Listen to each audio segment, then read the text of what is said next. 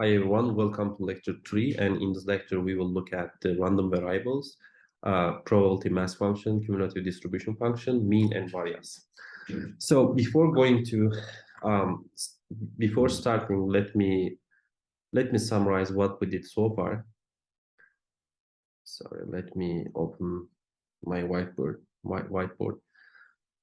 Okay, so we will talk about the random experiment, right? So let's say this is our random experiments.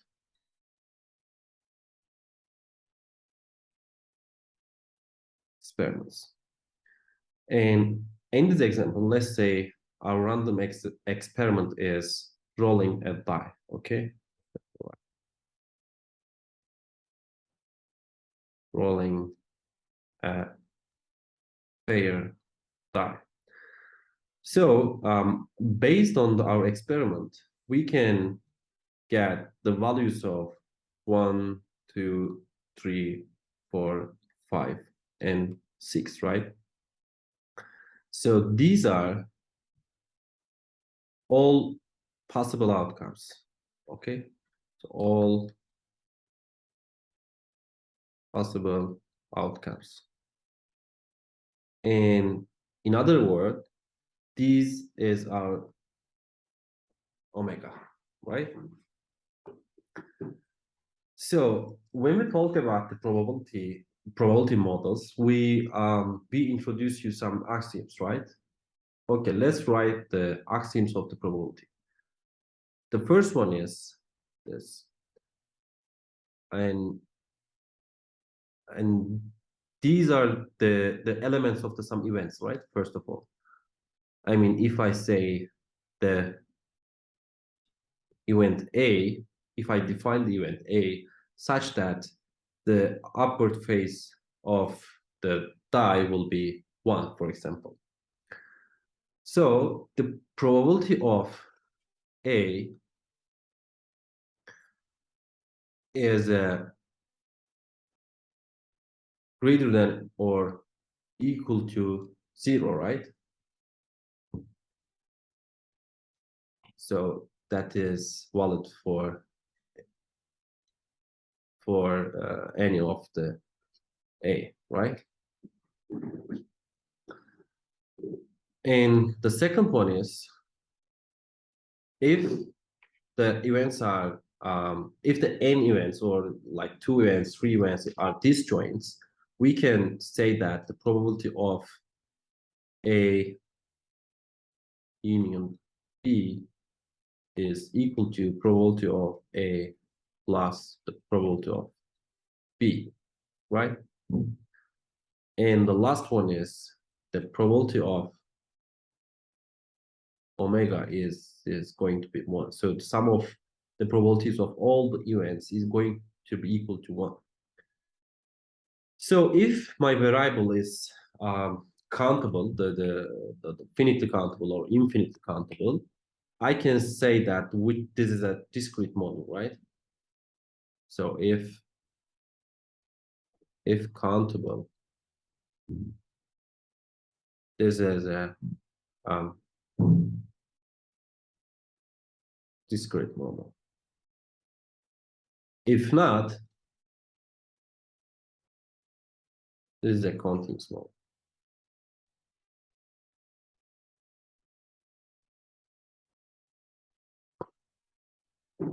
So this countable things can be finite or infinite, right? For example, the natural number can be infinite. If you remember, let's say my sample space is start from 1, 2, 3, and it's go infinitely, and I can enumerate them, right? I can say this is the first one, this is the second one, this is the third one, and I can go infinite. So even if that is an infinite number, the infinite sample space, I can enumerate them, so I can count them. So that's why if this is the case, this is also a discrete model. And if not, if I cannot the count, or if that's not a discrete countable one, I can say I will say that's a continuous model, which is something like that. Let's say a random experiment, the results of the random experiment will take the value of between 0 and 1, and it can take any number. So that is a continuous one, right? So it is not possible to write the possible outcomes. That's why we had to create a continuous model, such a problem. So in an example, right, let's say that tossing a coin. So the results are head and the tail, right? There are two possible outcomes.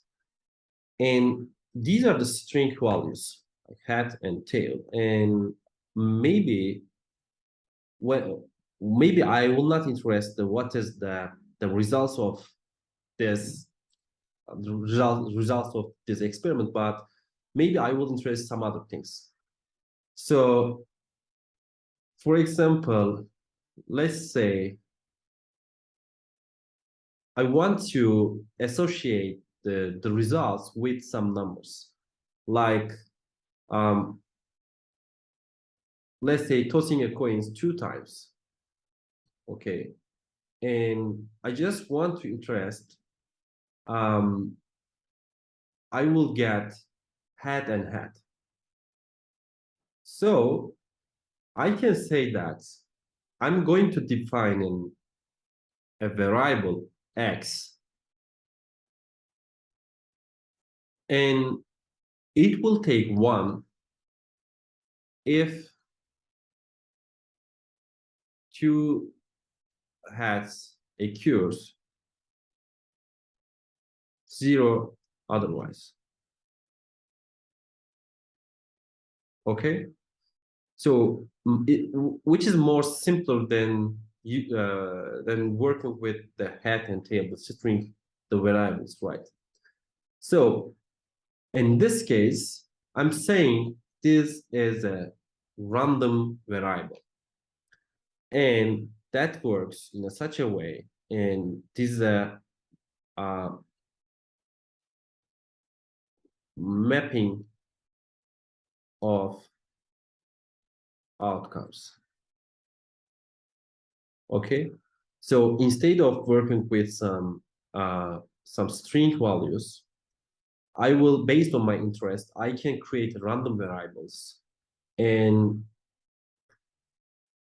I will associate the outcomes with some numbers. So I will map the outcomes by using some numbers based on my interest. But I mean, why it's easier? Like, let's say I'm looking the probability of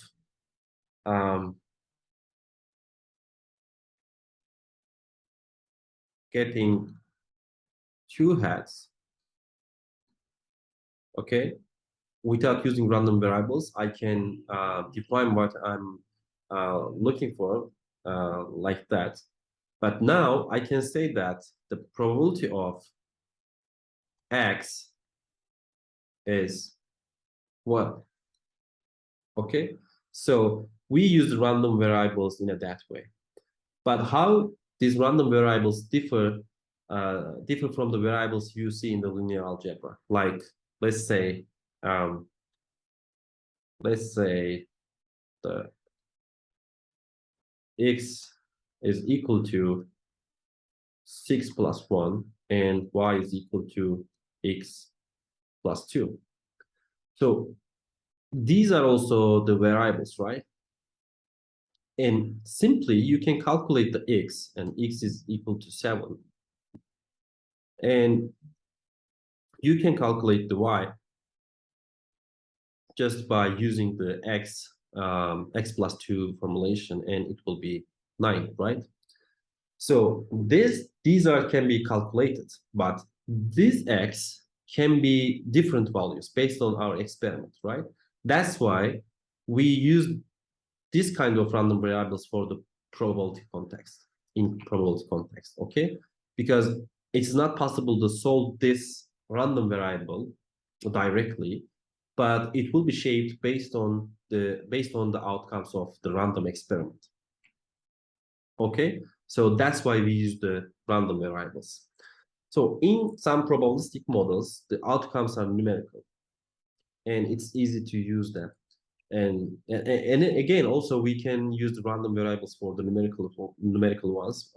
Maybe I will get another example. And in other experiment, the outcomes are not numerical, but we may associate them with some numerical values, as we did in the tossing a coin example. So in an experiment involving a sequence of 5 tosses, okay, and in the examples, the outcomes are not numerical. So it can take, for example, head, tail, tail, head, tail. And suppose that we are interested in the total number of heads in outcomes. So then each of 2 power to 5, right? This was, let me clear that one. So let's say we have omega, and the omega is, for the example of die, rolling a die, can take 1, 2, 3, 4, 5, and 6. Okay, so you can calculate all possible subsets of the omega by using 2 power of omega, right? This will give you the total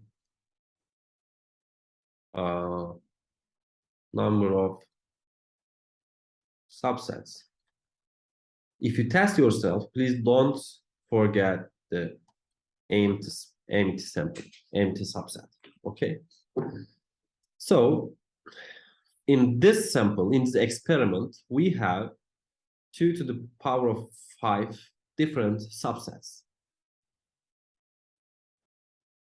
So we can associate all these possible outcomes with a number. For example, this sequence H, the sequence had tail, tail, had tail, will be associated with the number 2. Why? Because we are interested in the total number of paths in outcomes, right? So we will assign the random variables based on our interest. And our interest in this example is the total number of paths. If this is the one possible outcomes, the random variables for this outcomes will be 2, right? Because we have 2 heads. And if this sequence, tail, head, head, tail, head, is the case, is the possible outcomes, is the outcomes of the random experiment, in this case, we can associate this outcomes with the tree, right? Why? Because we have 1, 2, and 3 paths. So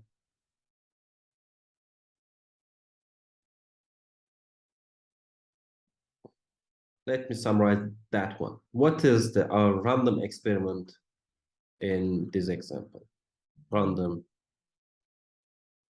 experiment, which is a tossing a coin 5 times. What's our interest? Is total heads, or number of heads. Number of heads, right? So this is our interest. So we can define the random variable x as a total number of heads. So this is our random variable. And let's say, for example, in the first results, let's say age, hat, hat, hat, hat, and hat. So in this case, it will be 5, right? So we have total of 5 hats. And let's say the second one, hat, tail, tail, tail, and tail. In this case, our random experiment will be 1. So what we did, we mapped the outcomes by assigning a number, right? So we associated the outcomes with a number. So we can do same thing for the rolling die example. So okay. Let's say we our random experiment is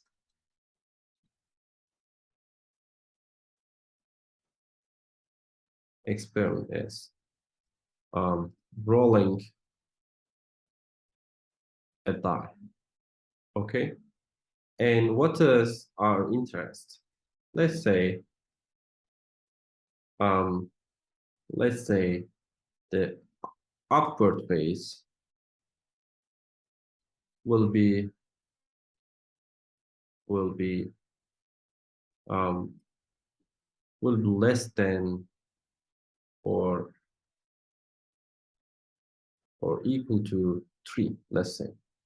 Okay, we just want to calculate the probability of uh, getting 3 or getting a number which is less than or equal to 3, right? So how can we define our random variables in this case? Let's say again the x is the capital letter, and let's say which is 1 if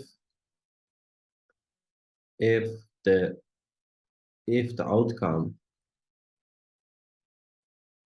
is less than or equal to 3 and 0 otherwise. Okay, so I can simply calculate the probability of x is equal to 1 and probability of x is equal to 0. So what I did in this example, again, uh, instead of looking all the subsets of the dice, we associated the results, the outcomes with a number, which is 1 and 0, and then I can simply write what is the probability of x is equal to 1. So this x, this capital letter, capital X, is our random variables. So also I can think that x is the function which maps the outcomes by using some discrete numbers. Okay, so this is the main logic behind the random variables. So we do this because the working with the number is easier, right? Do you remember that's I think which one?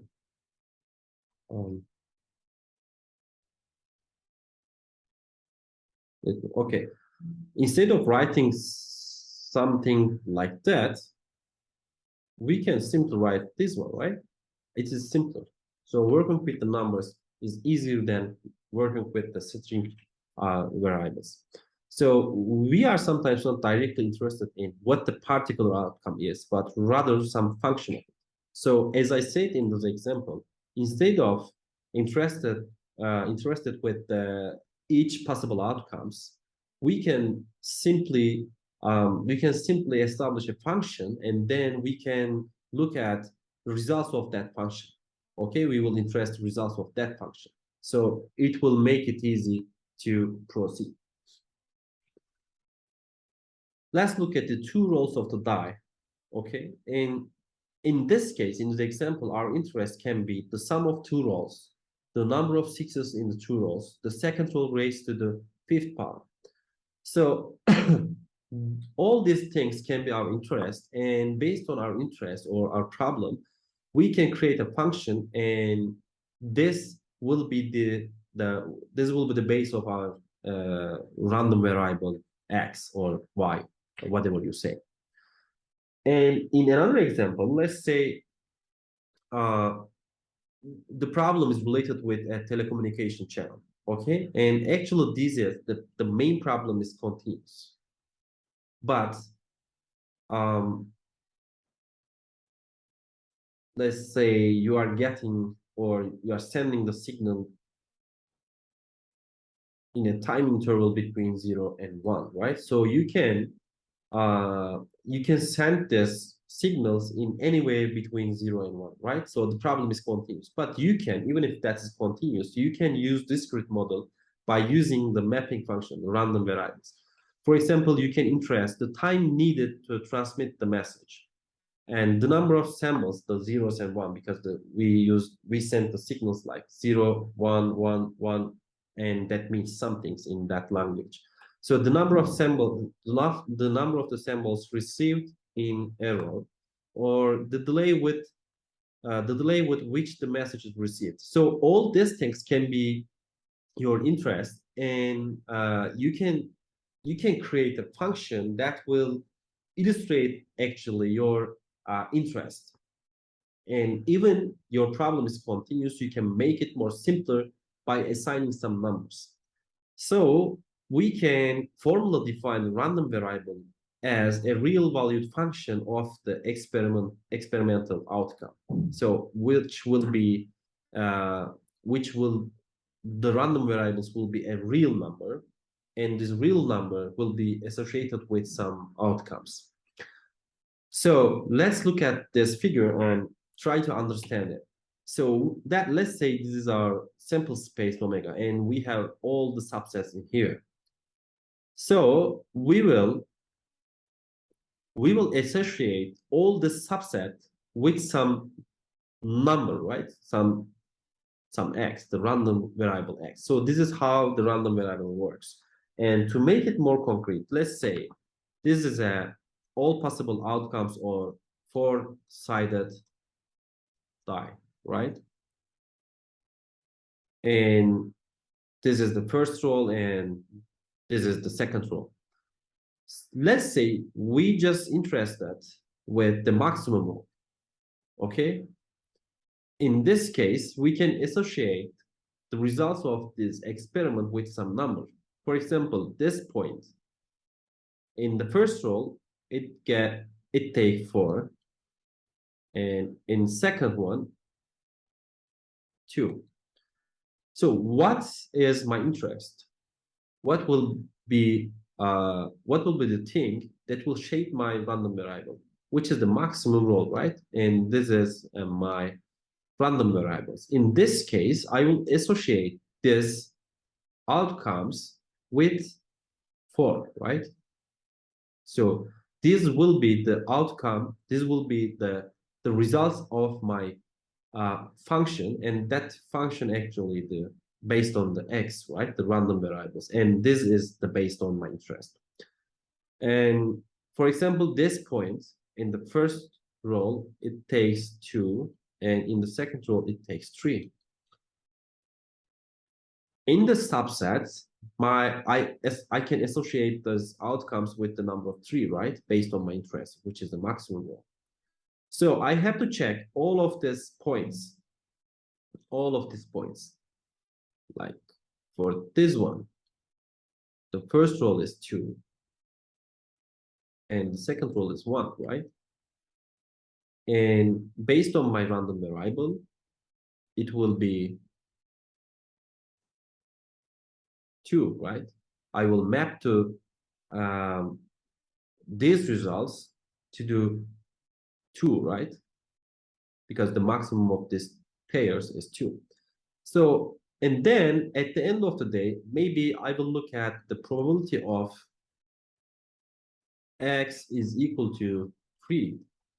And how can I interpret this one in words? This means that what is the probability of um, getting the maximum? What's the probability of maximum of this 2 rolling will be equal to 3? Okay, so in this case, maybe I will look at this point, right? And I will look at this point, right? Because this is 3, 1, 3, 2, and 3, 2. Okay, so I will look at this thing. And all these points here, these ones, actually will get the tree. So it all these points will be mapped to tree.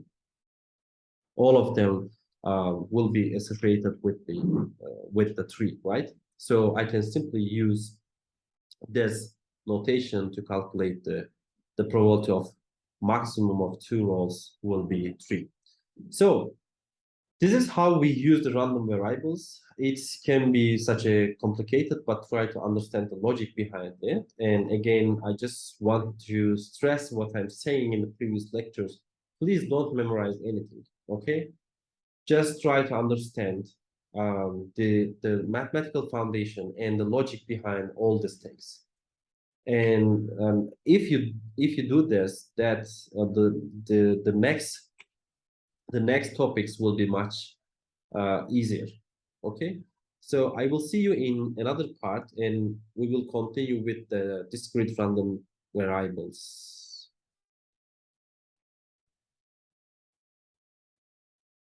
Okay, let's start with another example, which is a discrete random variables. In here, we give the general information, general definition of the random variables, but now let's go into some special part, which is a discrete random variables. So a random variable is called a discrete if its range, the set of the values that it can take, is either finite or countably infinite.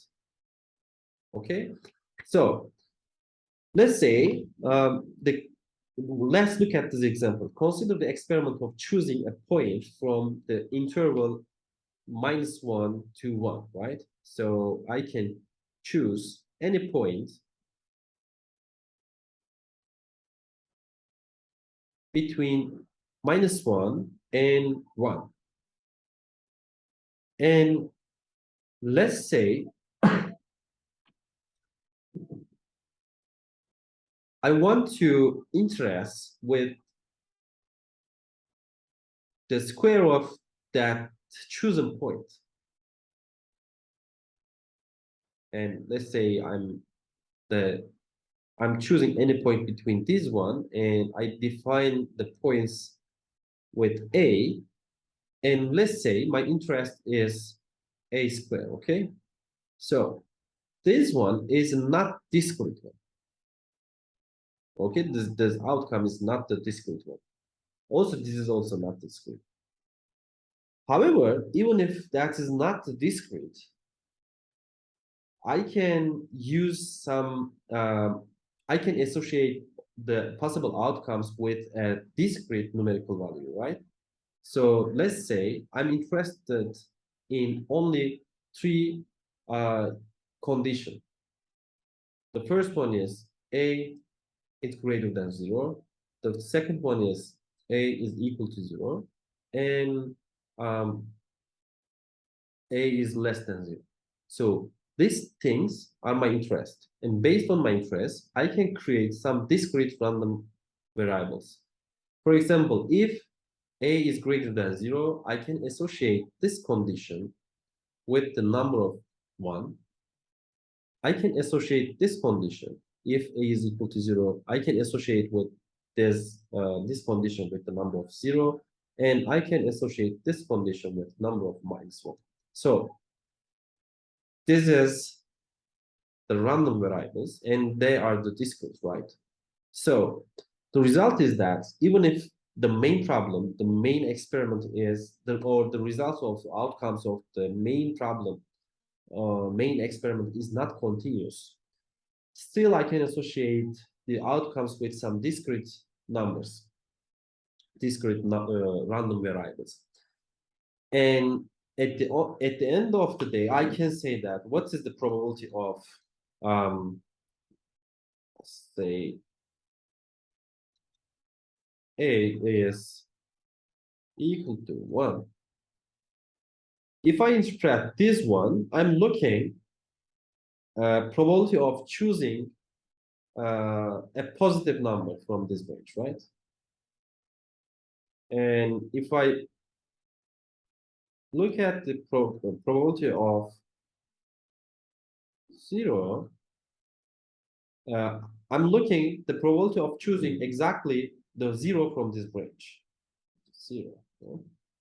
And the last one is probability of A is equal to -1. And the interpretation of this thing is also what is the probability of choosing a negative number from this range. Okay, so this is how I use the random variables and how I can interpret these notations.